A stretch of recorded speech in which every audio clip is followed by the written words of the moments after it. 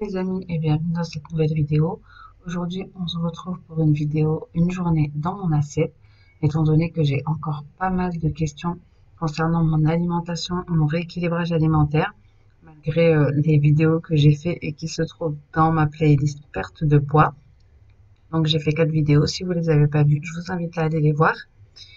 J'ai encore pas mal de questions et donc j'ai décidé de vous faire une petite journée dans mon assiette.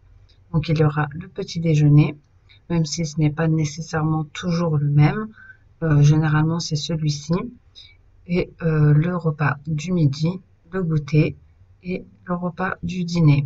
Donc comme je vous ai dit, je ne me prive pas, je limite le sucre et je mange de tout en petite quantité. Mon objectif vraiment étant de minimiser un maximum le sucre, même si aujourd'hui j'en mange quand même. Voilà, donc on va commencer par le petit déjeuner. Donc pour la première recette, donc pour le petit déjeuner plutôt, ce sera simple et je vais faire un avocado toast, donc avec du pain de mie grillé, un avocat que je vais écraser et auquel je vais ajouter du sel et du paprika ou du piment doux et un œuf au plat auquel je vais ajouter du sel et du cumin. Voilà, très simple, c'est très bon et ça cale. Alors, il suffit juste de prendre un pain de mie que l'on fait toaster, donc ou griller au grille-pain, de couper son avocat et de l'écraser sur le pain de mie. Donc ici, ça aurait été mieux qu'il soit un peu plus mûr, donc moi je vais le laisser en tranches, en petites tranches, mais écraser c'est encore mieux. Et ensuite, on y ajoute un petit peu de sel, un petit peu de paprika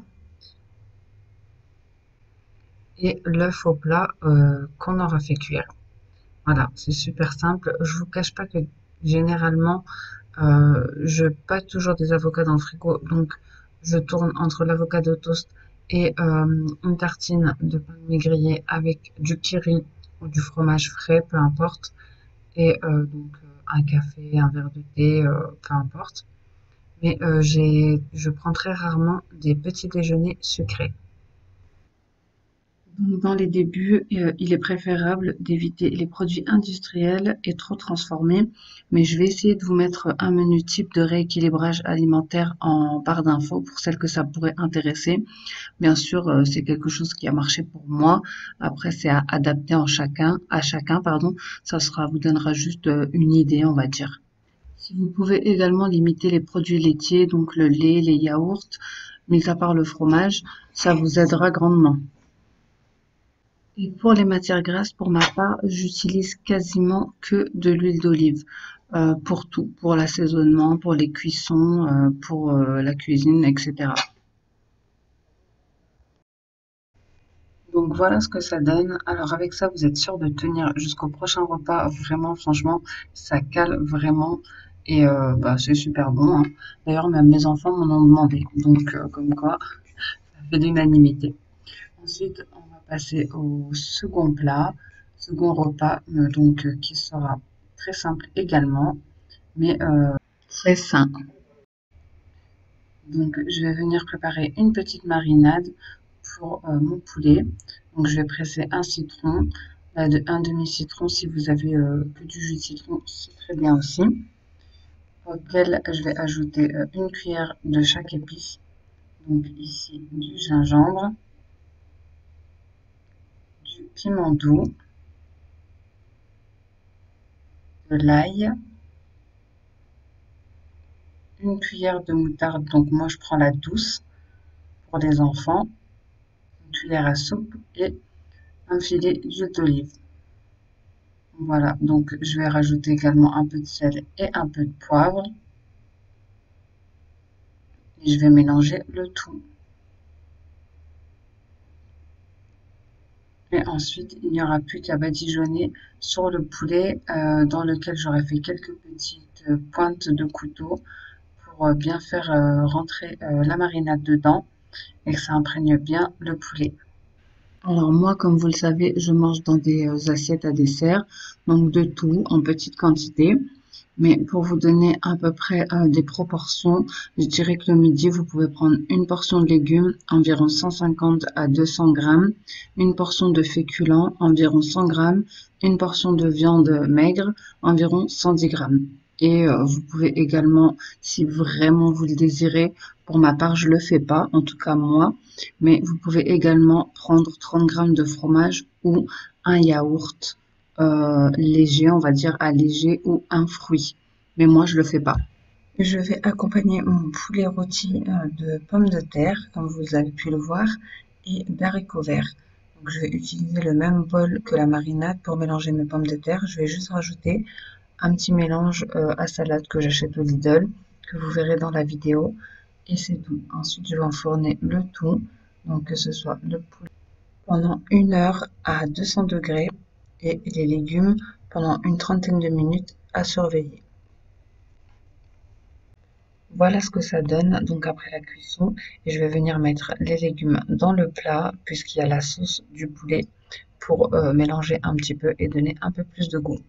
Ensuite, on va passer à la recette du goûter qui sont des muffins. Donc, ça sera la recette du Thermomix. Je vous la montre en détail. Si vous voulez la voir, vous pouvez mettre pause ou screener. Donc, ce sera des muffins aux myrtilles pour ma part. Mais vous pouvez faire avec des pépites de chocolat ou peu importe, selon vos goûts. Donc dans les recettes du Thermomix, il vous donne aussi tous les accessoires à utiliser, il vous donne des variantes, il vous donne des conseils également. Donc voilà, vous pouvez faire muffin double chocolat. Moi j'ai sélectionné muffin à la myrtille puisque j'avais des myrtilles au congélateur. C'est parti. De beurre.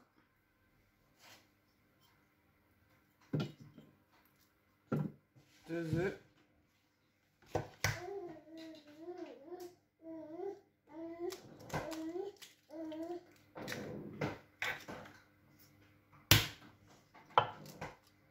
« 200 g de sucre,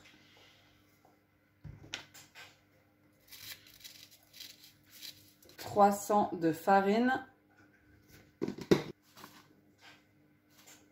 300 de lait, une cuillère à café d'arôme vanille.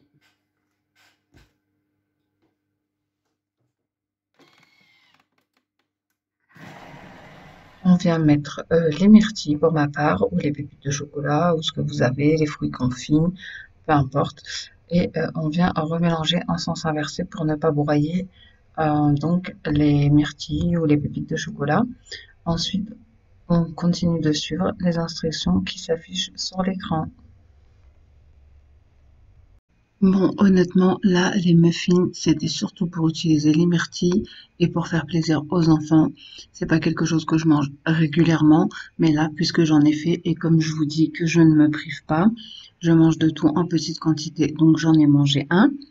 Mais généralement, j'essaye au goûter de manger quelque chose de sucré parce que c'est à ce moment-là que j'en ai envie et c'est à ce moment-là qu'il faut le manger puisqu'en fait on a une baisse d'énergie et du coup le sucre ça nous donne un petit regain d'énergie. Mais bien sûr, il faut manger du sucre naturel de préférence donc qui se trouve dans les fruits ou manger des dattes ou manger des noix, des noisettes, enfin des choses qui ont du bon gras, du sucre naturel et éviter un maximum les choses industrielles ou trop transformées comme les gâteaux, etc. Donc voilà ce que ça donne à peine sorti du four, donc ils sont encore tout chauds. D'habitude, je les laisse refroidir, mais là c'est pour vous montrer un petit peu l'intérieur.